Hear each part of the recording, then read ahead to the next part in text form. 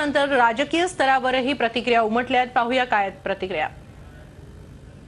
किसी एक व्यक्ति को इसकी पूरी जिम्मेदारी दे देना उचित नहीं होगा।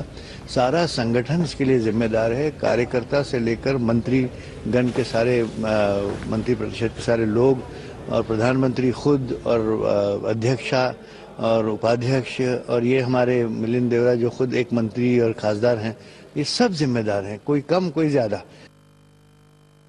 पराभवाचं कारण आहे ते गेल्या 10 वर्षांमध्ये महागाई वाढली, गेल्या 10 वर्षांमध्ये भ्रष्टाचार वाढला, दलित अत्याचार वाढले, बेरोजगारी वाढली आणि त्यामुळेच मला वाटतं की काँग्रेसचा प्रचंड अशा पद्धतीचा पराभव झालेला आहे। त्यामुळे मिलिंद देवरांचं जे काही काँग्रेस श्रेष्ठींवरती जो आरोप आहे त्या आरोपामध्ये काही तथ्य नाही, कोणाची अडवायचा काही विषय अजिबात नाही आहे। सरकारच्या नाकर्तेपणामुळेच काँग्रेसला पराभवाचा धक्का बसलेला आहे। तर राष्ट्रवादीच्या गोटात काय चाललंय पाहूया। या लोकसभे निवडणुकीतल्या पराभवानंतर राष्ट्रवादीने आता पुढची स्ट्रॅटेजी आखायला सुरुवात केली आहे। राष्ट्रवादीच्या 2 दिवसांच्या बैठकीला आज मुंबईमध्ये सुरुवात झाली।